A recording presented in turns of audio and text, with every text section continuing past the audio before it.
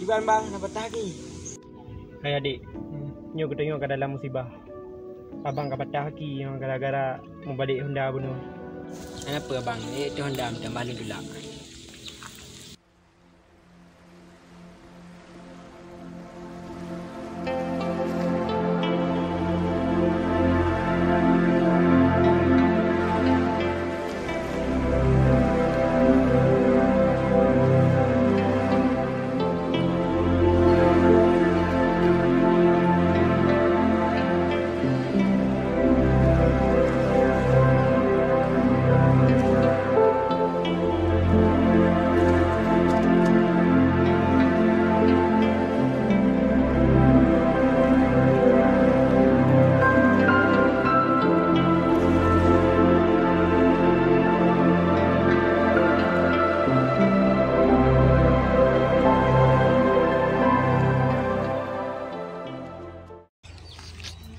Bit hana utak itu gaman. Ube badu aja. Kau payo tu lah ele bak nak min. Kan tidak kena hana utak. Tak ada apa habis. Orang kau tak le lagi ya. Home lah. Hana le utak umat manusia ini ka. Wah kerja lagi. Hai adik. Aji ka budak Honda le adik. Nak dengar apa yang ikut dia abang je benar? Sang dengar. Potra ikut dia tengok adik. Hai kengedra hana utak. Pakon ikut gelon hana utak. Ini tu lah Honda bak lon.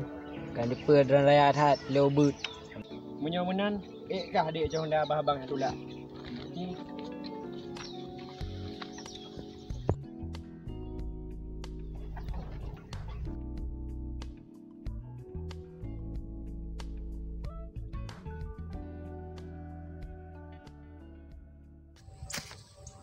Nyan ang kapalo.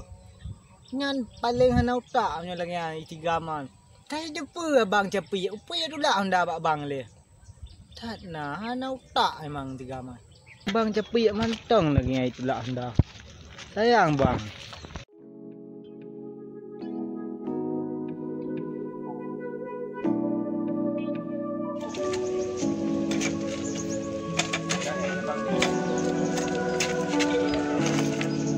Con đi đường bang, bữa cả hệ.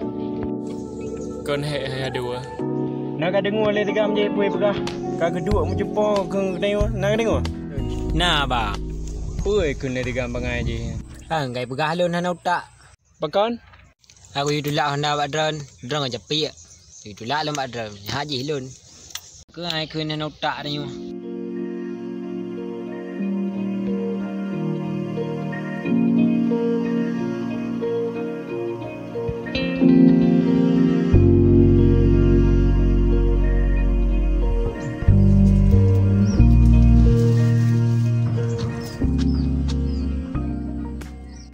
Nau tak minta bah.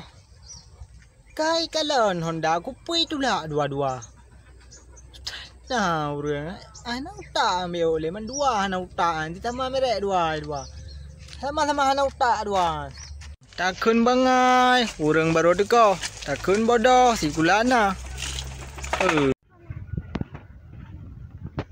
Puai kun le tiga nya dua. Kai kun tengok dua nau tak deh. Berdi tengok bandua hana utak kan. Nyo bang.